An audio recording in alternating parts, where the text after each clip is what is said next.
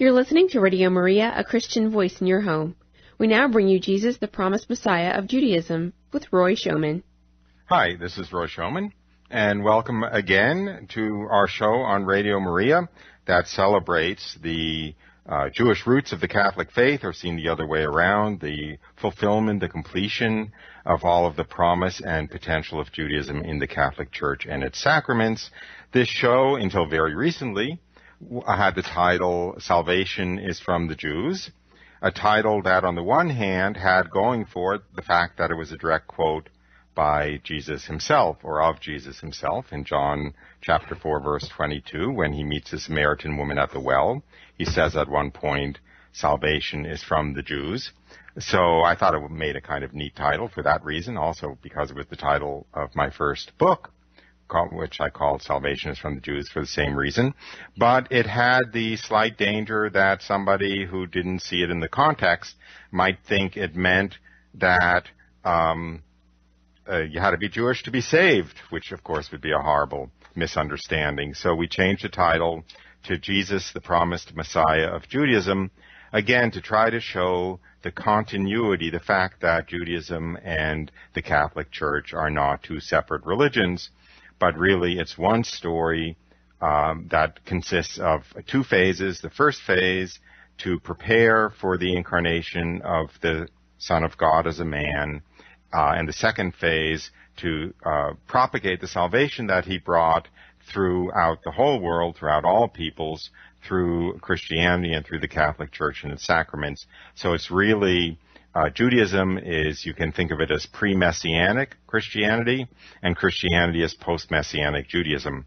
And so to try to capture that, at least for now, the title is Jesus, the Promised Messiah of Judaism, because Jesus was the Promised Messiah of Judaism, the fulfillment of Judaism, and the turning point which turned Judaism into the Catholic Church and its sacraments. So it's the same show. I'm the same host. It's a new name. And the shows are, of course, still up on, archived on the website of Radio Maria if you want to listen to past shows, and also on my website, salvationisfromthejews.com. And before I begin the show proper, let me just make a little note that I will be leading a pilgrimage to Israel, God willing, in April.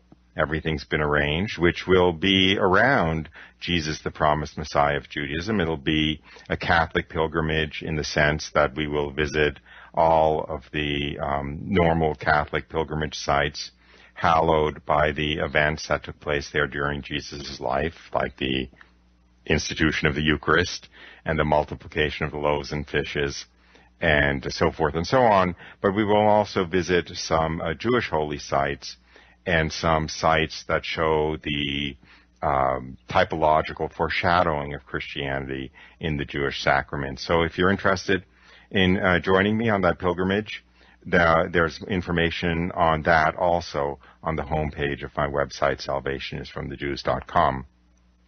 Now, if you're a regular listener to the show, you know that one of my absolutely favorite things to do on the show is to have on a guest who is another grateful recent entrant into the Catholic Church, sometimes from Judaism, sometimes from Protestantism, sometimes from atheism, to tell their witness testimony. And the only problem one has being born and raised a faithful Christian or Catholic is that you have nothing to compare it to. You have nothing to contrast it to. And very often God has not had to work miraculously in your life to bring you where you are, although often he does anyway. But in the case of people who come in from radically different backgrounds, very typically God is sort of forced to show his hand a little bit more dramatically, and therefore these stories very often are very faith-building because they actually, God was forced to use miracles or certainly extraordinary experiences of consciousness and so forth in order to break through the wall of disbelief. So in that light, I have invited on the show a new, very new entrant into the Catholic Church who came from an atheist background. I won't presume to begin to tell her story, but I think that would be more appropriate for her to do. So are you there, Sally? I'm here, yes. The reason I know about Sally is that she wrote her witness testimony in a very, very beautiful book. And the proof that it is an extraordinary book is that it was accepted for publication by Ignatius Press, which is always a miracle. And it's not out yet, but it will be. And it's a very extraordinary book, frankly, both in the story it tells and also in the spirit in which it is written and in the spirit in which the story is told and the language in which the story is told, because I'm babbling, but Sally also is a quite accomplished poetess, and I think that kind of comes across in her description of her journey. Anyway, back to you. Okay, well, it's true. I was an atheist, and in the sense that I was really raised in a very atheist family. And I think, in the secular world these days, people are often, well, especially in Britain, where I'm from, people are brought up outside of faith. But that's not the same as being brought up as an atheist, because I think a lot of people in Britain are brought up outside of faith, but they have a kind of a wishy-washy notion that if they need God, or they need a God, they're there somewhere at some point, or God is what I can make him, or there is something out there. And I was brought up in a very rigorous, almost sort of intellectual atheism where, my father in particular, really taught us that religion was evil and bogus. Some of his allegations, about stupidity in religion, they're self-evident in the world. And as a child, I was brought up, to know Karl Marx and to, I quickly read Christopher Hitchens, etc., etc. So I really was an atheist. And I was inquiring about religion in the sense that I sensed from a very early age that if a person was religious, then life was easier. But no matter how tough things got as a young woman, and when I was a psychiatric nurse in London, no matter how low I became when I lost my father, no matter how black, and even at times when I thought, if only I could believe in God, it never happened. It really didn't. I mean, and it was almost, it's almost like the door was left open for God to a certain extent, but I think my defenses were so very high. And I also wonder whether God was almost saving himself for a particular point in my life. I think I had to have lots of years as an atheist to really look at what the world looks like without God. Because, something that converts will always tell you is that suffering without God is very different from suffering with God. There's just no question. It's such a misconception that my family have that they think that religious people believe that suffering is taken away with God. And that's just not true. You still suffer, but the suffering is completely transformed. It has meaning, it has beauty, and it has dignity. It's something that you do with Christ. It's very different. So yes, kind of the atheist to the believer has been an enormous grace for me. Well, let me ask you a question, but I'm also inviting you to tell me, in the future, please shut up, Roy, and don't interrupt me with questions. So it's up to you. But for the moment, I'll try this one, which is just give us a little bit of a picture of what the picture of Christians and people who believed in Christianity was when you were growing up. I mean, did you think they were like stupid, naive, well-meaning fools or what? Yeah, absolutely. I mean, especially because I'm from Britain, where the Anglican Church was, I'm not sure about now, but it was the kind of main church as I was growing up. And Anglicans, in my house were seen largely as grinning idiots, just well-meaning, but very vapid and very intellectually void. The Catholic Church, I hardly dare tell you, is really, Just like Monty Python, the Inquisition sketch or something? Yeah, well, worse, because, evil. I mean, I know my brother married a Catholic, actually, a long time ago, and when my father was still alive. And when she had her children baptized Catholic, my father was really angry, and I was really angry. And we felt that it was a faith that had unconscionable beliefs. I mean, wicked beliefs, really. And, as recently as 2010, before I converted, that was the year I converted, I believed that, the church's writings on homosexuality and contraception and abortion were evil. I really did. And again, I think that gives a person another perspective, because when I talk to a person who's pro-choice, who believes in abortion, who's otherwise a good person, a sound, moral person, I don't perhaps judge them as perhaps others might, because I remember very clearly how I thought, and I know that I wasn't rotten. I was misguided. I was very misguided. And I think that there are, even politicians out there who they think that they're believing and doing the right thing for women, especially male politicians. I think that they think that they're doing women a favour, and they can't see that they're not. Mm-hmm. So it's interesting how it's good.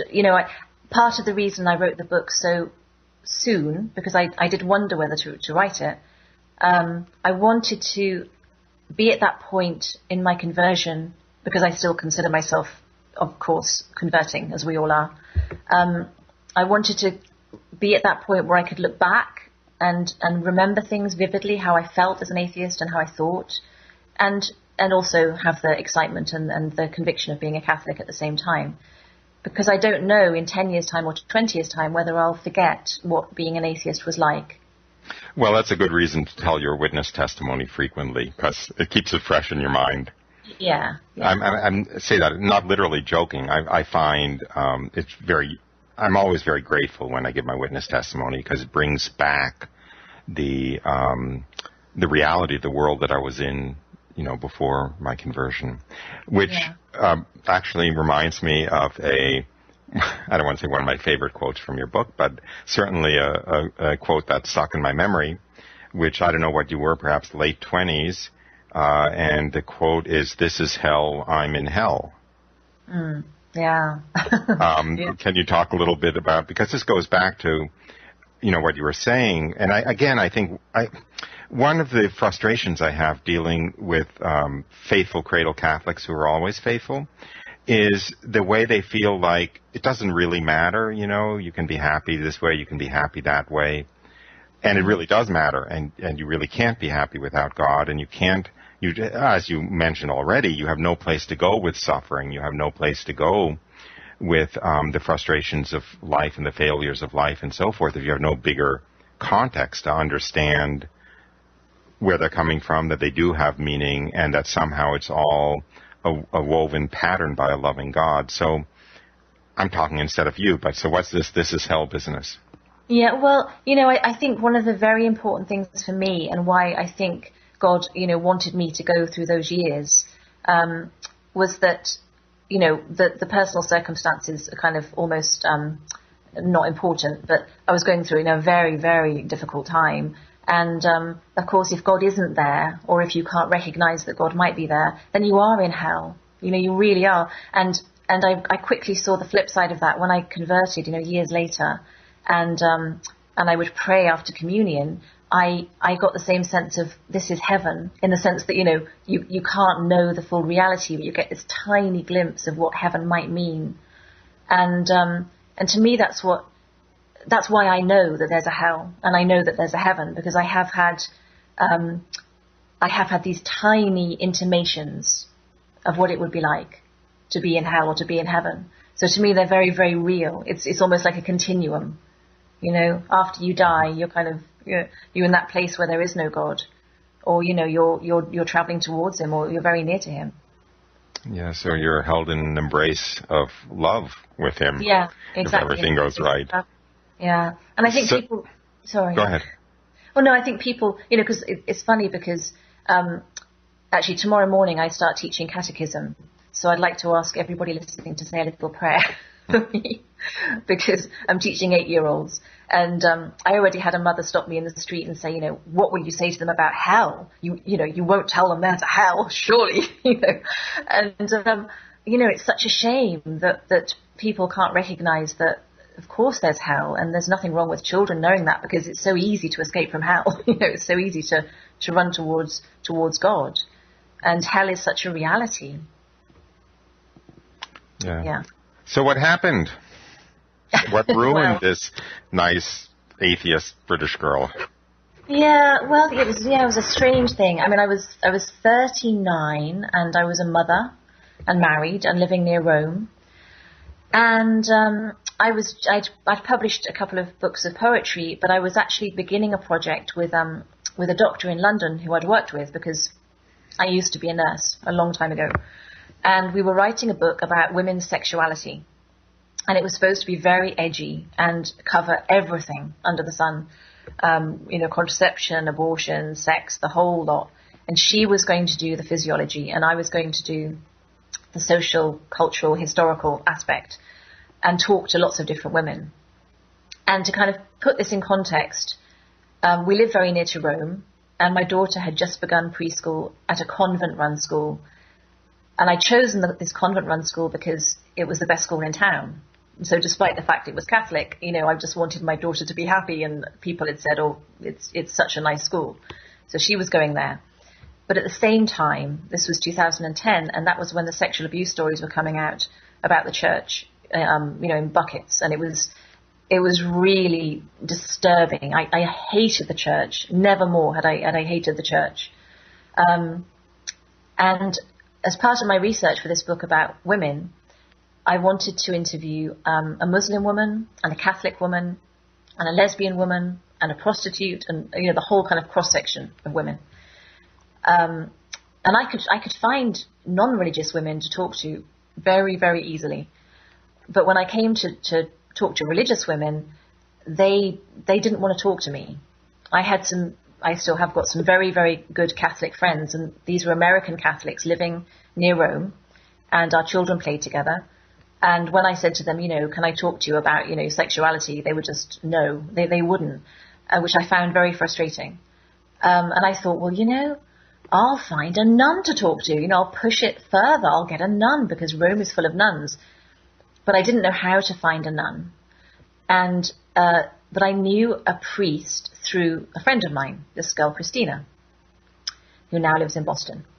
And this priest was about my age, and everyone said he was really nice and really funny. And I thought, he's probably just human. He probably knows deep down that the church is vile. I don't know. So I got his email address and I wrote to him and I said, I'm writing a book about women's sexuality, and could you find me a nun to talk to? Or what's the best way to go about it? And he wrote back and he said he'd need to think about it. But then because he was, he was friendly and very human. And I suddenly thought, if he is funny and if he is human and if he is intelligent, which he obviously is, then I need to know, what he's doing. Why is he belonging to this church that's just disgusting? And I just thought, perhaps now's my chance to ask somebody all the questions I've always wanted to ask. It'd be like talking to somebody in the Nazi party, just... And so I wrote to him and I said, well, while you're thinking it over, can I just ask you some questions? And he said yes. And then I really began, battering him with emails. My big thing was, if you were banking and you discovered that your bank had got links to the mafia, wouldn't you just change banks? So now you know about all this abuse in the Catholic Church. Why don't you just change churches? And how can you belong to an institution that denies women equal rights, because women can't be priests. And the list went on and on and on. And what surprised me was that he argued back quite vociferously. And we argued and argued and argued by email for quite a long time. We had a cup of tea at one point, which was, basically okay. And we managed to be civil to each other, but we were really fighting quite a lot by email. And then I think at a certain point he almost got tired of it and he almost kind of withdrew. And I realized that something else was happening quite apart from the arguments, because he wasn't convincing me. I have to say, whatever he was saying, and I don't remember much of it now, it didn't convince me at an intellectual level. But there was something that was happening in my head, and I was becoming more and more sort of disturbed and upset, and I couldn't really figure out why. And I wasn't sleeping, and it's really, of course, it's impossible to explain because I think it's something very supernatural. And I had terrible insomnia, really, really bad insomnia. And after a while, I had the first kind of experience, which was the most almost low-key experience that I had, but it was incredibly important. I was reading something and I suddenly had this insight into the fact that there could be a God. And I don't know how to explain that, but you've got to understand that I had already interrogated myself and done lots of reading and read about atheism and read about religion. And I had never seen that it was possible that there could be a God. And I suddenly saw that there could be. And I just remember this incredible feeling of possibility and potential. Really odd, really, really odd. It really kind of took the lid off my head. It was amazing. And that was the first kind of step towards my conversion. But I think what's most interesting is that although I could see that there was a God, I had no peace because it was a faceless God. It was a God without attribute. I had no way of knowing if it was a good God. Why would it be a good God? Because there was still so much suffering in the world. I had no theological background. I was not catechized. I still didn't believe in Jesus Christ as Son of God. So I had no peace. I could just see that there was something, and it was something I had to pursue.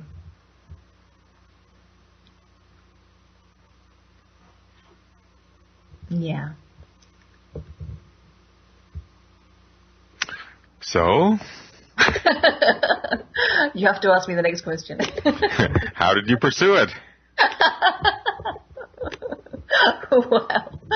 Well, yeah, a lot of not sleeping and a lot of of I'll make it easy. Look, I mean, okay. Okay.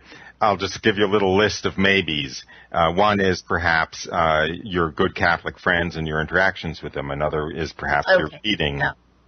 Okay. Well, at that point, this is why I think it's a very supernatural story. It's actually very interior because at that point, no, the friends know, and Christina, my good friend, I did tell her, but she was brilliant. I mean, she's a feisty one, and she's an arguer, and she's a debater. But when I told her, she wouldn't talk about it. She just said, she said, this isn't for me to talk about. You've got a lot of thinking to do. And she said, as long as you're talking to a good priest, then that's it. And she was so right to do that. Because I can tell you, and this is for everybody listening, trying to persuade people, for me, it would never have worked. Someone sitting you down and saying, oh, Sally, now you believe in God. Let me show you the catechism. Let me try and get you into the church. There's no way I would have reacted in a good way. So it was nothing to do with that. It was nothing to do with anything human. And ditto the priest, Father Gregory, he just said, no one can convert you but Christ. He never tried to convert me. And I think I really admire their faith because there was no sense that they were trying to do it. They truly believed that Christ would do it. So that attitude of theirs, their confidence in the Holy Spirit or in Christ, was that in itself kind of, I don't want to say convincing to you, but made you think, wow, they must really believe this or something? Well, not at a conscious level. No, I don't know what I thought. I was glad that they were not trying to kind of, sort of twist my arm. I think that was very wise of them, but not at a conscious level at all. I was just glad to kind of be left alone. And I did meet with Father Gregory, but we still argued, because I thought to myself, even if I end up becoming a Christian, there's no way in 1,000 years I'll be a Catholic. So I was still arguing with him about Catholic doctrine. And we would just laugh and, talk, and he was sympathetic, and I would, pull my hair out, and I was having trouble, sorting out my thoughts. And there were many at that point, there were a couple of events which I can only describe as sort of mystical experiences. And the one that really, that settled everything to an extent was, it settled everything, was I was going into this little, Carmelite church near my daughter's school every day. And I wasn't praying because I'd never prayed and I didn't know how to pray. And I would just go and sit in this church and just try and think. And And one day I was in there and very kind of upset, and my thoughts were very, unclear, and I was very sort of in anguish, really. And I was crying, and I looked up, and there was this stained glass window of Christ's face. And I said aloud, if you're there, you have to help me.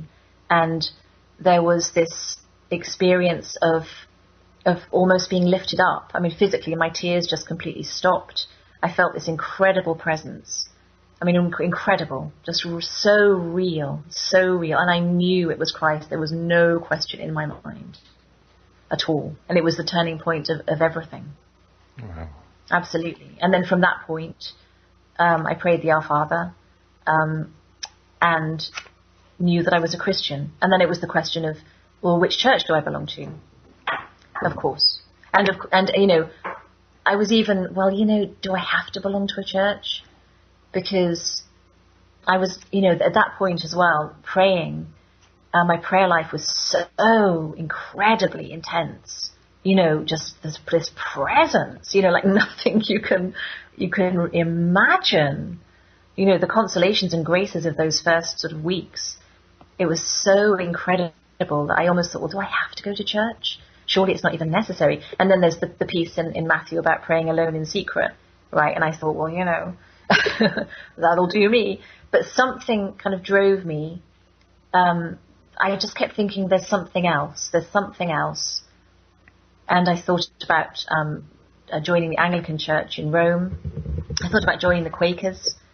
Lots of different things, but I realized I had lots of reading to do. And so the summer of 2010, I started reading, and I read, I didn't want to read anything about something. I wanted to read the original texts. So I read the Gospels, and I read, St. Augustine and Thomas Aquinas, the absolute, even though it was hard. I mean, Thomas Aquinas was, incredibly hard. I wanted to read stuff that was absolutely from the fundament of the church. And so at the beginning of that summer, I was still very kind of anti-Catholic. But by the end of the summer, I realized almost, again, no one told me this. I knew about the Eucharist and I knew about transubstantiation. And I believed it. I could see that was the case. It was really odd. I just knew that was the case. And I didn't yet know about the tabernacle and the host being in the tabernacle. It sounds crazy, but why would I know? And but I kind of knew that there was something in Catholic churches that wasn't in any other church, and I just knew I had to get close to it. And so by the end of that summer, I just knew that if I wanted to be close to Christ, I had to be Catholic. There was just no other way, because to me, I'm still, this is the way I am. I'm completely Eucharistic. I have to be close to Christ. And to me, the greatest gift that we have is communion. And, just the idea of going to a church where that wasn't there, I would find that, very difficult. At what point, this may be an unanswerable question, but at what point did you make the connection between the Eucharist and the real presence of Christ? Well, I think it was that summer when I was in London, actually, and I was looking for a church to go to, and I knew it had to be a Catholic church. So it sounds kind of strange because I didn't know about the tabernacle, but I knew I could sense this presence in a Catholic church. It's hard to remember, actually, when I figured out that the real presence. Well, let me ask it a different way then, which is, how come you weren't dying to receive the Eucharist if you had already made that equation? Wouldn't you want to receive communion? Yeah, I did. It slid over to that very quickly, because I was already making a spiritual communion that summer. So yeah, quickly it became like, I have to receive. And that was why I was in such a hurry to convert, because I emailed the priest in the March of 2010, and by December I was a Catholic. In December I became Catholic. So you see, it was very quick, and the rush for me was that I really wanted to receive communion. I just couldn't bear to be at the Mass any longer and not be able to do that. Wow. Yeah. So that's the other thing, teaching. Sorry, go on. Go ahead. It's your show. Teaching catechism. Oh, you broke up slightly. What did you say? I said it's your show. Go ahead. Okay. Well, teaching catechism, which is on my mind, as you can tell. Because I'm teaching Italian children, because I still live near Rome. I want to be able to tell them, because to them, there are Catholic churches everywhere, and they do kind of take it for granted. And, it's not to be taken for granted. Because, I grew up in a country where the churches are mostly Protestant, and there's a very different vibe walking into a Protestant church. There really is. Yeah, I'll just give you a little break because your story reminded me in many ways of things that happened in mine. And I also was driven to the Catholic Church by a desire to receive communion. And at the time, I actually didn't believe much of Catholic dogma. I think I came from a background in some sense like yours, and I didn't believe in hell. I didn't believe in all the severity. I didn't believe in sexual sin, actually. All that old-fashioned medieval stuff I didn't believe in, but I wanted to receive communion. And the first time I knew you had to be baptized in order to receive communion. So the first time I asked a priest to baptize me, he said he was a monk, so I don't want to say therefore he was very holy, but he was very holy. And he said, why did you want to see me? I said, I want to be baptized. And he said, why do you want to be baptized? And I decided to tell him the truth. I said, I want to be baptized because I want to receive communion, and you guys won't let me unless I'm baptized. And I thought he'd get angry and throw me out, for being just so disrespectful and not believing in the Catholic Church or anything. And instead, he just nodded and said, aha, that's the Holy Spirit at work. Yeah. So, and this is the thing I think, that people overlook is that the sacraments, they're so important. They're so incredibly important. They're God's way of reaching down to us. And I think the problem we have now is that we take them so much for granted. That's why I do what I do, is because that's the danger of being a cradle Catholic, is kind of being oblivious to the unique role of the Catholic Church, and that unique role is defined largely around the sacraments. Whenever I'm doing, I don't want to call it apologetics, but whenever, I'm dealing with, somebody who's Jewish or Protestant and is full of, I tend to say, I don't know if I'm allowed to say legitimate criticism of the Catholic Church, but certainly legitimate criticism of behavior of individuals who purport to represent the Catholic Church. And they say, like what people said to you, sort of how can you root for this team, essentially? How can you align yourself, with this institution where there's all this evil being done? What I always fall back on is the sacraments, because the sacraments are the supernatural mechanism which God provided for humanity to provide the greatest possible intimacy between God and man, between birth and death. It's very simple. And those sacraments require the apostolic succession. They require essentially the Catholic Church. The sacraments are kind of the bedrock. For me, they're the bedrock of apologetics for Catholicism. Yeah, absolutely. Yeah, and I think, the Catholic Church, is made up of human beings, and people make mistakes and people do terrible things, but I'm always so glad that we have the Catholic Church, we have the magisterium, and we have tradition, because I think we're very lucky to have that. I think religion goes awry when we get away from that. When there aren't those things, those unchanging truths and that safeguarding. I think that's a big problem. Yeah, there has to be authority in order to have that assured continuity. But since we're kind of talking about sacraments, I do like putting my guests on the spot, and I'm going to put you on the spot. Tell me, I guess I'll just go through them sort of one by one. First of all, I don't know enough about your history. Had you been baptized before you were brought into the Catholic Church? Yeah, ironically I was, and I'll tell you why. Because in Britain, when I was born, it was still a country that was, a bit religious, and people had to be baptized to do things like go into teacher training. So my mum had wanted to be a teacher at one point, and she couldn't do it because she hadn't been baptized. So she vowed that she'd get us all baptized so we had all the right paperwork, and, she wanted to do the right thing. So yes, I was baptized. So I can't ask you about your experience of your baptism, since you don't remember it, presumably. Let me ask you about your experience of your first confession, then. Yeah, that was always an interesting one. Yeah, it was. I found it. Yeah, I mean, it was wonderful. It was strange because how do you confess a lifetime of sin? It's almost impossible. You have to just kind of say everything I've got, take everything I've got. But I think what really stunned me about my first confession was this incredible relief and this incredible mercy. Really, there were things, I'm sure that everybody has things in their life that are big, that they carry around with them with a certain amount of guilt and regret. And I felt just incredibly relieved once I'd confessed, and just so aware of God's love and so aware of the mercy of the church, as an instrument of God. It was really amazing.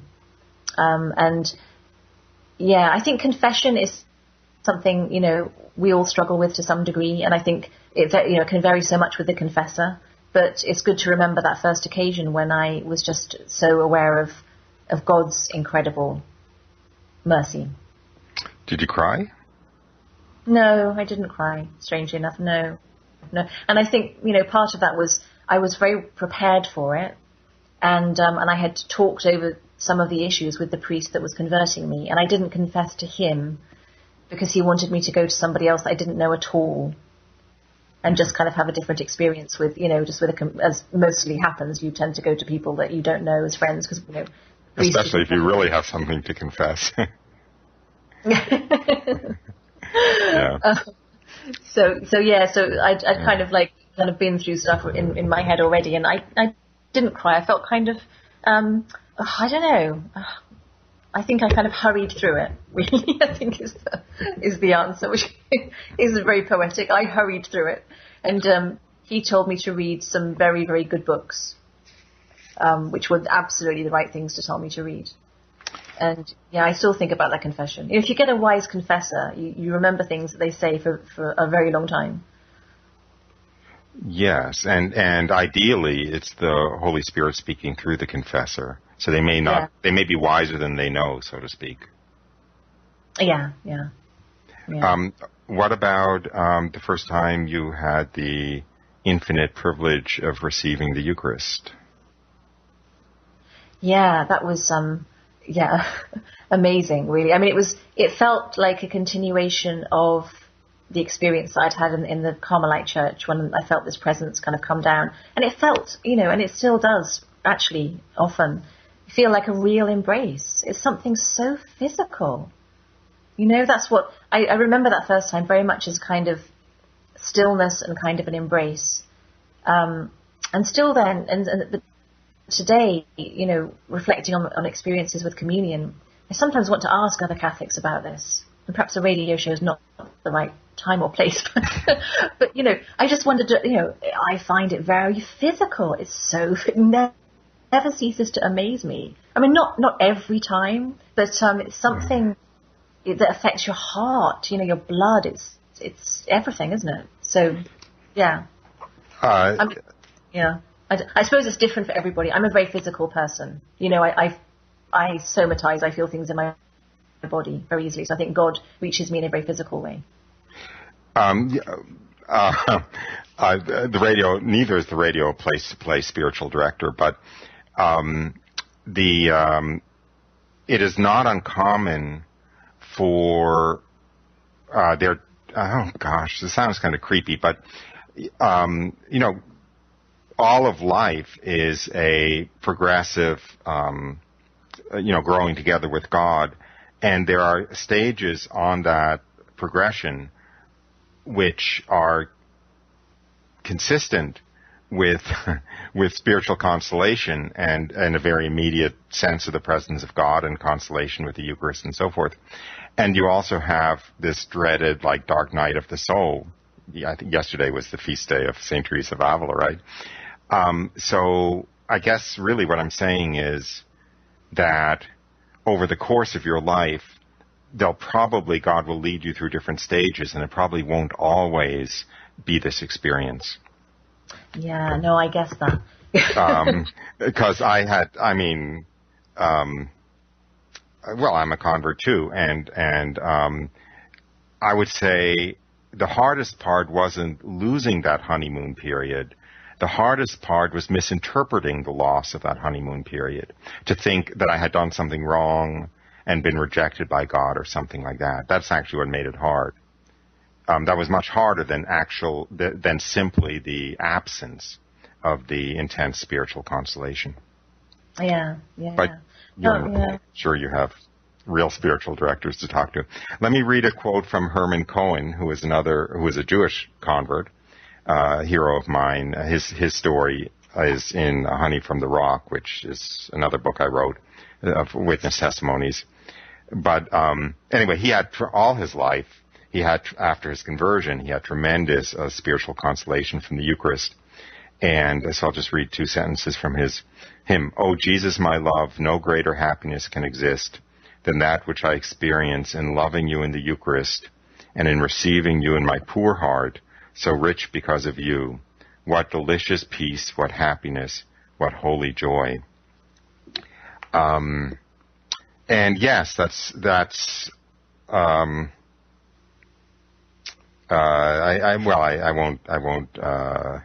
won't look for these other quotes from other converts, but I think it is a particular, I don't want to say a gift of being a convert, but it's something that is much more typical when people either have a reversion to the faith or a conversion to the faith, to receive such sensible consolation from the Eucharist. Yeah, I'm sure. I mean, I read there's a wonderful book called I Love Jesus in the Night about Mother Teresa, and it's shocking to learn that her dark night lasted for, I think I'm right in saying, something like 30 years. She had incredible sort of mystical and consoling experiences at the very beginning, and then nothing, absolutely nothing. She had no sense of the presence at all. And there's even a story in that book, which is written by Father Paul Murray, about her in adoration with all of her nuns, and she wrote something on a piece of paper and kind of sent it up to the priest at the front, and on the piece of paper was just written, "Where is Jesus?" She just felt this incredible absence, and it was almost a secret until after she died.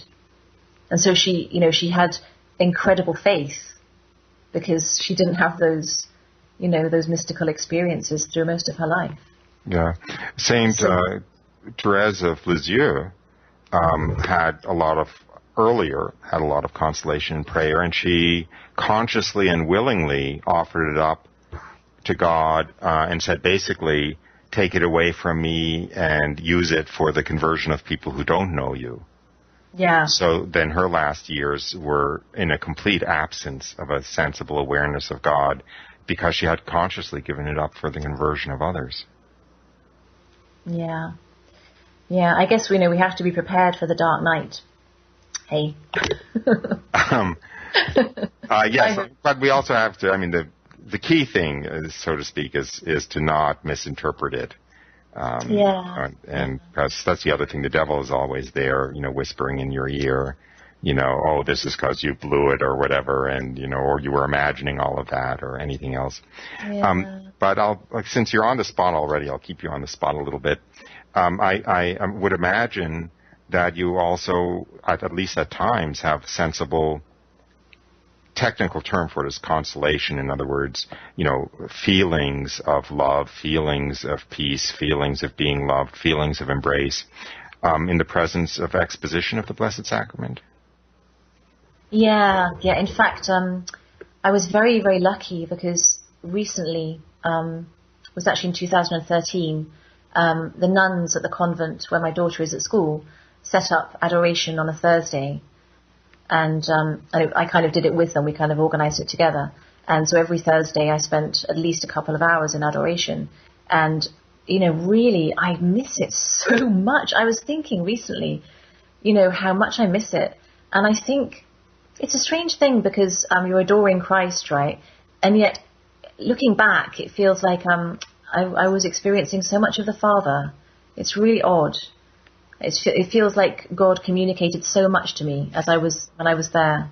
I should add, I mean, there was a reason behind this. I was translating the diary of the Blessed Maria Crocifissa Corcio, who's a beatified nun who was the founder of my daughter's school, and she loved the Eucharist. She was crazy for the Eucharist. You know, she would get up in the middle of the night to go and sit by the tabernacle, and she was a mystic. And I translated her diary, and the nun who asked me to do it kind of set up adoration to, I think, kind of almost revive that contemplative, mystical aspect in the congregation. And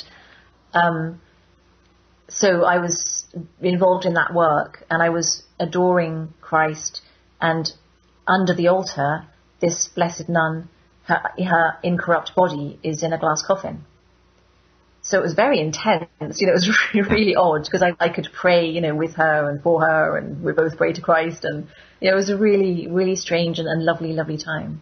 Wow. And I miss the adoration, because it's actually stopped, because the nuns have kind of had a reorganization, and they're adoring alone in their congregation, and so the public aren't in it so much, and I miss that very much indeed. And there's no way to establish any to lobby for some kind of public exposition. Yeah, I think that there is. It's just always a question, because of, you know, with work and being a mum. Mm-hmm. I go to mass every morning, and that's actually happened in the last 18 months, that I go to mass every morning, which is fantastic. I'm very pleased to be able to do that. And I need to kind of get in some adoration there as well at the same time. Yeah. Well, but I've got to work. I'll have one last putting you on the spot, because of course this is Radio Maria, and I am sure there's a little story of your I hate the word, but journey with Mary. Your relationship with Mary. Yeah, well, it's really odd, because, and I write about this in my book as well, because Mary is somebody who's accompanied me really oddly all the way through my life, because I've always been obsessed with paintings and images of the Madonna, always. It's been a constant theme through my life. I've been very, very attracted to, you know, it's hard to say what it was. I wondered if it was Renaissance art, then I thought it was Byzantine art, and, you know, I could never really understand. But I was very kind of just fascinated by her face. And then I thought she was just a victim of the patriarchal church, because she was this silenced woman. And I wrote about Mary as a poet. I wrote poems about the Annunciation. And there was a lot of Madonna-type imagery in my poetry. And yet, through those months of conversion, she was very silent. I wasn't really conscious of Mary. I was so taken up with Christ. You know, I didn't really think about Mary much. And then when I started to pray the Rosary, sort of later on in that year, I began to walk with her, and I realized that she'd been a presence in my life, you know, right from the beginning, long before I converted. I realized that kind of constant devotion that I had to art. You know, for years, as a woman in my 20s, I had a picture of the Madonna in my room, which, you know, is astounding for an atheist. And my parents could not understand it. They thought it was really odd. And I had no explanation for it. I just found her a very comforting presence. And I think that she really kind of led me by the hand and watched over me. And I think things could have gone much, much worse as an atheist than they did. And I suspect that I was, you know, being protected in some measure by her. No doubt. And what about the role of Mary in your spirituality now, and the role of the Rosary? Yeah, well, I pray the Rosary every day, and it's a discipline. I think it's so important, because it keeps you focused, and again, it really symbolizes the Church in general, that, you know, without these prayers and without these things, we risk drifting into particular areas or focusing on something, at the expense of something else. And the Rosary is just such a good grounding on going through the mysteries and going through everything in a balanced way. I find it just very, very grounding, extremely grounding, and it's so powerful. It has such results. Oh my goodness, the Untire of Knots. Don't get me started. I mean, seriously, it's amazing. So what's the Untire of Knots? I'm getting you started. I know. Well, this is the devotion that Francis is particularly fond of, and well, gosh, I can't remember the whole story in detail, but it surrounds a picture that was painted hundreds of years ago of Mary untying knots in long ribbons. And the idea is that she's untying the knots in our lives. And it particularly relates to marriages and difficulties in marriages, but it doesn't have to be marriages. And you do a novena, a 9-day novena, and each day you focus on Mary untying the knot that you give her. And, you know, really it's the most astonishing results. Actually, you know, the last one I did was lovely because it was a particular thing I was very, very worried about. And I prayed the novena and I didn't really feel any different. And it was around, I think it was in March.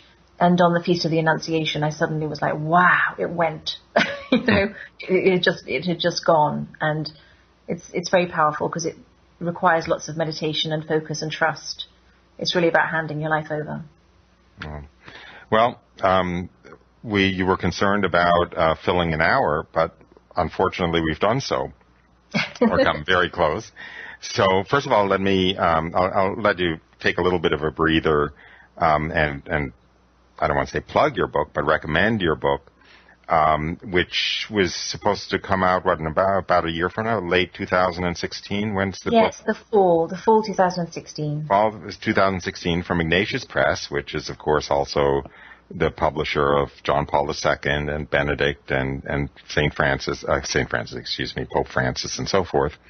So, the author's name, who we've been speaking with today, is Sally Reed, R-E-A-D. And the current title of the book, which may or may not remain the title once it is published, is A Deep and Dazzling Darkness.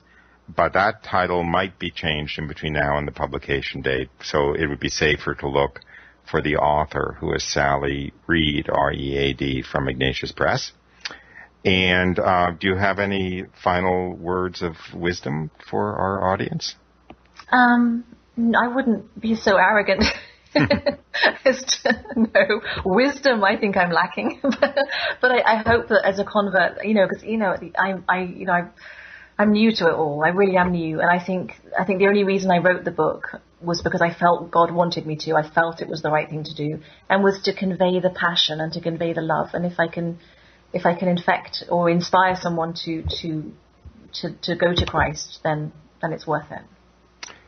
I thank you. That's why I had you on, or at least just to take the possibility seriously, the possibility of Jesus seriously, and the possibility of the Catholic Church and its sacraments seriously, and to look at the right side of the coin and not the wrong side of the coin, which I think is part of your story, that you can always find lots of things to quibble with and object to, coming from the human participation in the church, but there's also the other side, which is a side that is the direct link to God, like doesn't exist between birth and death from any other source.